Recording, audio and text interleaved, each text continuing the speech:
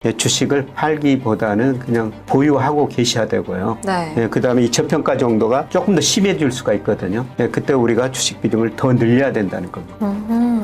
어떻게 보면 기회로 삼을 수 있는 거네요. 기회가 오고 있다는 겁니다. 아.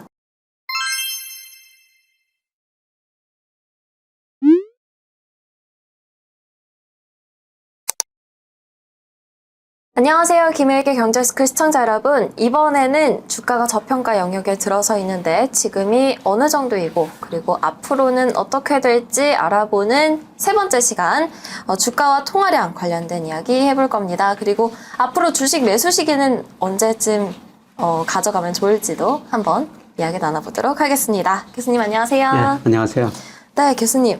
오늘은 통화량과 관련해서 얘기를 해볼 텐데요. 네. 지난 시간에는 GDP 그리고 수출 관련된 지표들 이야기해 주셨어요. 그러면 이 통화량과 관련된 지표들은 뭐가 있는 건가요? 우리가 한국은행이 돈을 얼마나 풀렸는가 그걸 판단하기 위해서 여러 가지 통화 지표를 작성해서 발표하거든요. 네. 그래서 대표적으로 본원통화라는 게 있고요. 본원통화는 한국은행에서 찍어낸 돈, 그 다음에 지주내치금. 예를 들어서 우리 최 MC가 네. 어떤 은행에 돈을 맡겼다면, 요구불예금으로 맡겼다면 그 돈을 은행은 한국은행에다 7%를 맡겨야 되거든요. 이런 것들을 본원통화라고 그러고요. 그 다음에 M1이라고 협의통화가 있어요. 네. 이거는 유동성이 굉장히 높은 지표입니다. 은행에서 요구불예금은 이자 거의 없습니다. 언제든지 은행에다가 맡겼다가 찾을 수 있는. 그 다음에 수시 입출금식 저축성 예금이라고 있어요. 네. 이것도 유동성이 굉장히 높은 돈이죠. 이자는 요구불예금보다 좀 높지만은. 그리고 우리가 이제 흔히 통화량이라고 그러면 M2 강의통화라고 그래요. M1에다가 그 다음에 정기 적금 같은 거 이런 걸 플러스 한 거거든요. 2년 만기 은행에다 정기 적금을 든다. 이런 예금까지 포함을 해요. 이거는 좀 유동성이 떨어진 거죠. 예를 들어서 2년 만기 은행에다 정기 적금을 들었다면요. 그 이전에 찾으면은 처음에 약정한 이자를 은행이 안 줍니다. 맞아요. 네. 그래서 유동성이 떨어지는 자산까지 포함한 게 M2라고 그러는데요. 근데 대표적으로 우리가 시중 통화량이 얼마다. 그러면 M2를 나타내는 겁니다. 네. 그래서 M2가 지난 6월 기준으로 보니까 3,714조 원 정도 돼요. 3,714조 원. 예. 이게 어느 돈이 정도인가요? 많이 풀렸다. 아하. 이런 이야기를 많이 하는데. 네. 그래서 보통 M2 가지고 이야기를 합니다. 네, 방금 말씀해 주셨듯이 M2는 M1, 그러니까 협의통화. 이 유동성이 굉장히 높은 이 통화에다가 플러스 적금과 같은 이 좀 유동성이 많이 떨어지는 그런 통화까지 합친 그런 것을 이야기를 하는데 보통 우리가 통화량이다라고 이야기를 하면 M2라고 보시면 될 것 같습니다. 그럼 지금 얘기해 주신 것처럼 3,714조 원 정도인데 이게 지금 어느 정도다라고 얘기를 할 수가 있는 건가요? GDP가 한 2,000조 좀 넘으니까요. 네.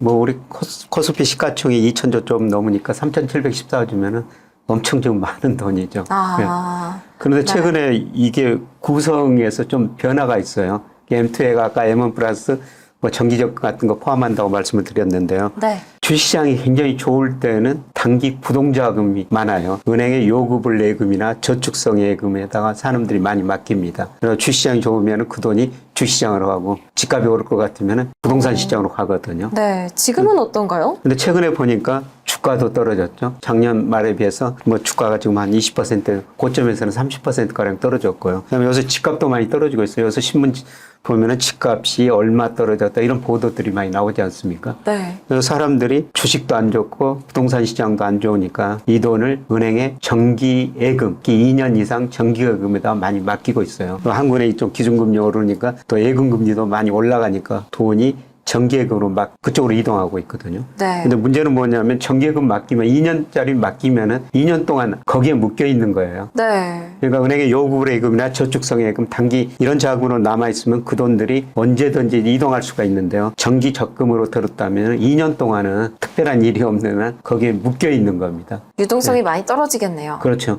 그래서 이렇게 정기 예금 비중이 높으면요. 주식시장도 안 좋고 부동산 시장도 안 좋았어요. 네. 그래서 최근에 정기적금 예금 비중이 높아지고 그 다음에 주가도 많이 떨어지고 지금 부동산 가격도 떨어지기 시작한 거죠.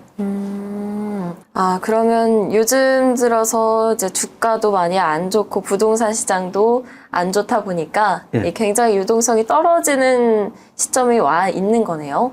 예, 그렇죠. 네. 그러면 이 통화량 그리고 주가 이 두 가지의 관계에 대해서 지금 얘기를 하고 있는데 그러면 지금 코스피나 이런 주가와 관련 지어서 이야기해 본다면 어떻게 보는 게 좋은 건가요? 작년에 뭐 제가 그 주가가 떨어진다고 이런 말씀을 드렸을 때 많은 사람들이 돈이 이렇게 많은데 어떻게 주가가 떨어질 수 있느냐. 네. 그런 이야기를 했거든요. 그래서 코스피 시가총액하고 M2, 코스피 시가총액이 M2에 비해서 얼마나 높은가. 그것 가지고 한번 우리가 따져볼 필요가 있어요. 이거는 제가 그림에 그려놨습니다만은 2005년부터 코스피 시가총액이 M2에 비해서 한 58% 정도 평균이 됐었어요. 네. 근데 작년 5월 달에는 66%까지 올라갔거든요. 평균에 비해서 많이 올라갔다는 거죠. 돈이 많이 풀리기는 풀렸지만은 주가가 더 많이 올랐다는 겁니다. 네. 그래서 작년에는 코스피가 GDP에 비해서도 너무 많이 올랐습니다. 앞서 시간에 말씀드렸습니다만은 일평균 수출 금액에 비해서도 너무 많이 올랐습니다. 그리고 제가 그런 이야기를 하면 이렇게 돈이 많이 풀렸는데 주가가 오를 수밖에 없지 않느냐. 그럼에도 불구하고 가격 평균보다 M2에 비해서 시가총액이 너무 높습니다. 그래서 주가가 통화량에 비해서도 가대평가됐습니다. 이런 말씀을 드린 거죠. 네. 그런데 그 이후로 이제 주가가 많이 떨어졌습니다. 그래서 올 6월 기준으로 보면요. 코스피 시가총액이 M2에서 차지하는 비중이 50%. 가격 평균 58%에 비해서 평균보다도 낮아졌거든요. 그러네요. 그만큼 이제 주식시장이 안 좋아졌다는 겁니다. 근데 이게 장기적으로 보면요. 늘 그 평균에 접근해 가요. 그러니까 주가가 지금 유동성에 비해서도 저평가됐다는 거죠. 근데 저평가됐다고 곧바로 주가가 오르는 게 아니라요. 한때 그 2008년 글로벌 금융이 있었으니까 코스피 시가총액이 M2에 비해서 평균이 58%인데 37%까지 떨어진 적도 있었어요. 그리고 2020년에 코로나 때문에 주가 한때 급락했지 않습니까? 네. 그때 40%까지 떨어진 적이 있었어요. 그래서 지금 50%니까 가가 뭐 37, 40%이 정도까지 또 떨어질 수도 있는 것이죠. 그런데 여전히 통화량에 비해서 지금은 주가가 저평가 영역에 들어섰다. 그래서 앞 시간에 제가 그 GDP 일평균 수출 금액에 비해서 주가가 저평가됐다. 작년에는 그게 고평가됐기 때문에 네. 주식을 줄이십시오. 비중을 줄이십시오. 이렇게 말씀을 드렸는데 지금은 GDP, 그 다음에 일평균 수출 금액, 심지어는 이 통화량에 비해서도 주가가 저평가됐다는 겁니다. 그래서 이런 시점에서는 주식을 팔기보다는 그냥 보유하고 계셔야 되고요. 네. 그 다음에 이 저평가 정도가 조금 더 심해질 수가 있거든요. 그때 우리가 주식 비중을 더 늘려야 된다는 겁니다. 어떻게 보면 기회로 삼을 수 있는 거네요. 기회가 오고 있다는 겁니다. 정말 지난 시간들에 걸쳐서 이야기한 이 GDP 그리고 일평균 수출 금액 그리고 마지막으로 이 통화량까지 봤을 때 주가가 저평가 영역에 들어가 있다라는 것을 확인을 할 수가 있어요. 그래서 지금은 주식을 막 매도하는 시기가 아니라 보유하거나 좀 더 저평가가 심해지는 그 시점이 오면 그때 매수 타이밍으로 보시는 게 적절할 거다라는 이야기까지 해주셨습니다. 그러면요, 교수님. 주식을 매수하는 시점은 언제쯤 오는 건가요? 굉장히 좀 어려운 문제인데. 네. 이 시점은 누구도 잘 모르죠. 그러나 이제 제가 가지고 있는 여러 데이터로 분석해 보니까 내년 1분기가 정말 가장 주식을 싸게 살 수 있는 기회가 아닌가 이렇게 지금 보고 있어요. 선행지수하고요, 근원 물가 상승률 네. 이 차이 가지고 앞으로 그 주가를 전망하거든요. 근데 선행지수가 물가 상승률보다 더 오를 때는 경기가 좋아지기 시작한 초기 국면이에요. 선행지수가 증가하고 경기가 좋아지면 이때는 물가는 굉장히 안정적입니다. 근데 경기가 아주 좋아지면은 사람들이 상품을 서비스 소비를 많이 하니까 물가가 오르거든요. 네. 그래서 선행지수 증가율이 물가 상승률보다 높으면은 이때는 우리가 주식을 사야 되고요. 그 다음에 선행지수 상승률보다 물가 상승률이 더 높으면은 경기 확장 후반이나 수축 국면 초기거든요. 네. 이럴 때는 그 주식을 팔아야 된다는 겁니다. 비중을 줄여야 된다는 것이죠. 네. 그러면 지금은 어떤 시점인가? 지금은 물가 상승률이 굉장히 높은 시점이에요. 맞아요. 그래서 지금 선행지수 증가율보다 물가 상승률이 더 높은 시점이거든요. 이거는 경기 수축 국면에 나타나는 전형적인 현상이에요. 그런데 이게 언제부터 역전이 되느냐? 제가 이 그림을 하나 그려놨습니다만은 내년 1, 4분기 이후로 2분기 이후로는 선행지수가 약간의 증가세로 돌아서고요. 네. 지금 미국이나 우리나라 물가 상승률 높아가지고 많은 문제가 되고 있습니다. 갈수록 물가 상승률이 낮아지거든요. 그래서 아마 내년 2분기부터는 선행지수 증가율이 물가 상승률보다 높아지리라고 보고 있어요. 예, 이때 우리 주가도 오를 수가 있다는 것이죠. 네. 예, 그래서 지금 주가가 저평가 영역에 들어섰다고 지금 당장 주식을 사는 것보다 저는 내년 1분기까지 나눠서 사시는 게 더 좋을 것 같다. 뭐 이런 말씀을 드리고 싶습니다. 아, 네. 확실히 지금 저평가 영역이다라는 이야기들이 나오니까 지금 당장 빨리 주식을 사야 될까라는 생각을 사실은 했었어요. 그런데 이 저평가 영역에 들어있다라고 해서 아무 때나 매수를 하는 것보다는 더 적절한 시기를 찾는 게 중요하잖아요. 현재는 경기가 수축하는 국면에 있습니다. 아시는 분들은 아시겠지만 지금 오늘 이 촬영하는 시점에 물가 지표가 하나가 나왔는데 미국 CPI가 나왔는데 굉장히 높게 나왔거든요. 그래서 아직 물가가 잡히지 않은 상황입니다. 물가 상승률이 굉장히 높기 때문에 지금은 매수하는 시점으로 보기는 어렵고요.